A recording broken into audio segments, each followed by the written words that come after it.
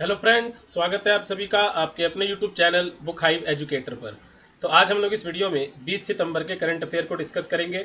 तो चलिए फिर इसे शुरू करते हैं। तो इसमें जो पहला प्रश्न है वो है कि WPP PLC और कंटार के द्वारा जारी टॉप 75 ब्रांड्स की वैल्यू में लगातार 7वें साल कौन सा ब्रांड सबसे ज़्यादा वैल्यूएबल ब्रांड रहा है।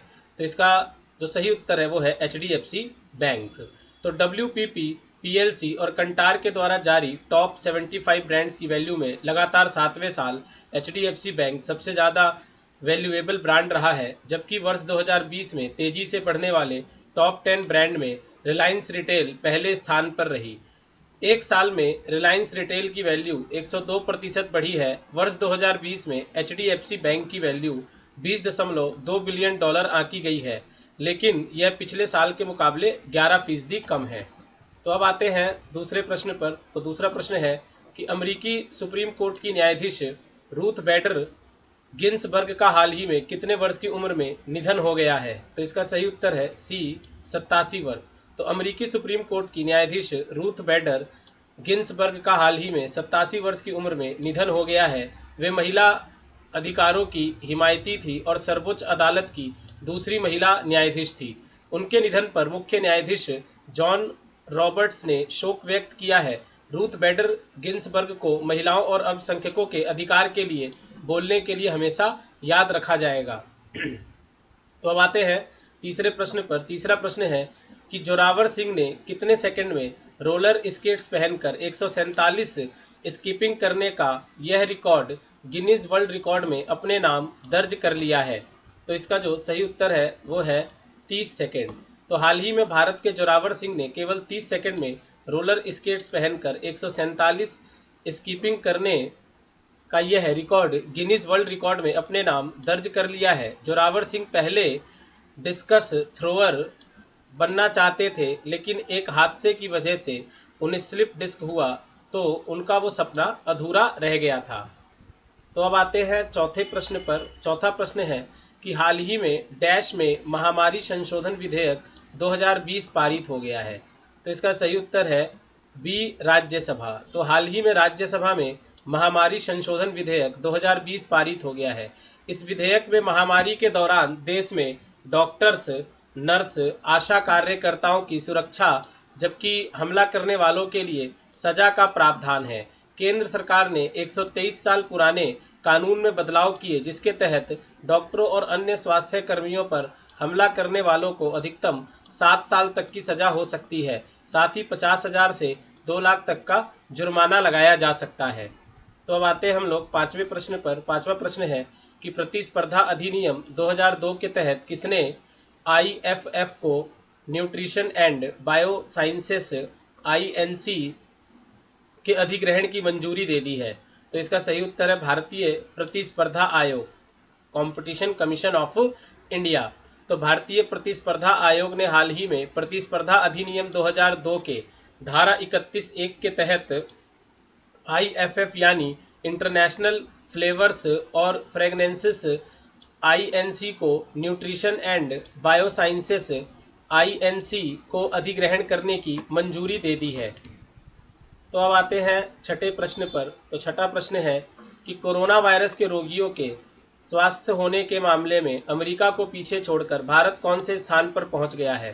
तो इसका सही उत्तर है ए, पहले स्थान पर। तो हाल ही में कोरोना वायरस के रोगियों के स्वास्थ्य होने के मामले में अमेरिका को पीछे छोड़कर भारत पहले स्थान पर पहुंच गया है। अभी तक भारत में 42 लाख से अधिक कोविड के रोगी ठीक हो चुके हैं। वैश्विक रिकवरी दर में भारत का योगदान करीब 19% है, जबकि भारत ने पिछले 24 घंटे के दौरान एक दिन में सबसे अधिक रिकवरी दर हासिल करने का रिकॉर्ड बनाया है। तो अब आते हैं सातवें प्रश्न पर। तो सातवां प्रश्न है कि इनमें से किसकी सख्त कार्यवाही से अमेजन, फ्लिपकार्ट जैसे अन्य ई कॉमर्स कंपनियों ने खादी ब्रांड नाम के तहत उत्पादों की बिक्री करने वाले अपने 160 से अधिक वेब लिंक को हटा दिया है। तो इसका सही उत्तर है खादी एवं ग्राम उद्योग आयोग। तो खादी एवं ग्राम उद्योग आयोग यानी कि KVIC की सख्त कार्यवाही से अमेजॉन, फ्लिपकार्ट जैसी अन्य ई कॉमर्स कंपनियों ने खादी ब्रांड नाम के तहत उत्पादों को बिक्री करने वाले अपने 160 से अधिक वेब लिंक को हटा दिया है। केवीआईसी ने 1000 से अधिक उन कंपनियों को कानूनी नोटिस भेजा था जो खादी इंडिया ब्रांड नाम का उपयोग कर रही थी। तो अब आते हैं 8वें प्रश्न पर। 8वां प्रश्न है कि ऑनलाइन पोकर प्लेटफॉर्म 9 स्टैक्स ने किस क्रिकेटर खिलाड़ी को अपना नया ब्रांड एम्बेसडर नियुक्त किया है? तो इसका सही उत्तर है सी, सुरेश रैना। तो ऑनलाइन पोकर प्लेटफॉर्म 9 स्टैक्स ने क्रिकेटर सुरेश रैना को अपना नया ब्रांड एम्बेसडर नियुक्त किया है, जो कि विभिन्न गतिविधियों के माध्यम से 9 स्टैक्स को बढ़ावा देने के लिए प्रचार करेंगे।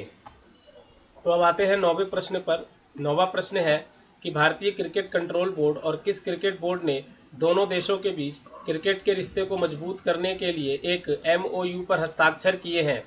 तो इसका सही उत्तर है अमीरात क्रिकेट बोर्ड। तो भारतीय क्रिकेट कंट्रोल बोर्ड और अमीरात क्रिकेट बोर्ड ने हाल ही में दोनों देशों के बीच क्रिकेट के रिश्तों को मजबूत करने के लिए एक MOU पर हस्ताक्षर किए हैं। यूनाइटेड अरब अमीरात IPL 13 की होस्ट कर रहा है, जो कि 10 नवंबर तक चलेगा।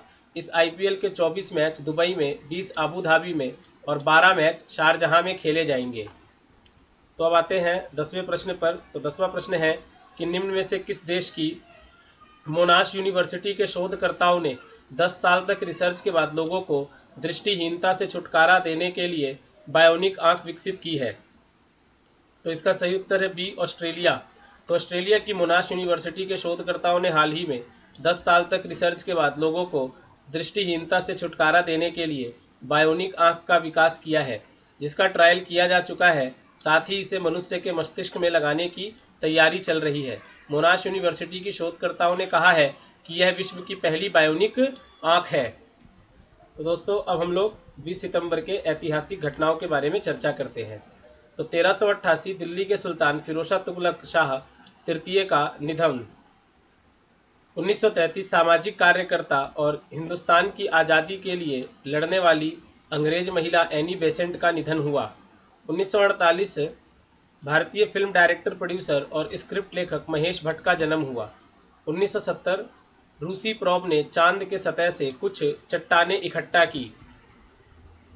1973 दुनिया के मशहूर बैटल ऑफ सक्सेस में बिली जीन किंग ने जीत दर्ज की। 1984 लेबनान की राजधानी बेरूत में स्थित अमेरिकी दूतावास पर आत्मघाती हमला किया गया। 1995 संयुक्त राज्य महासभा का 50वां गठन हुआ। तो दोस्तों, आप लोग हमारे इस वीडियो को लाइक करें, शेयर करें और हमारे चैनल को सब्सक्राइब जरूर कर दें। तो मिलते हैं अगले करंट अफेयर के साथ। तब तक अपना ख्याल रखें। धन्यवाद।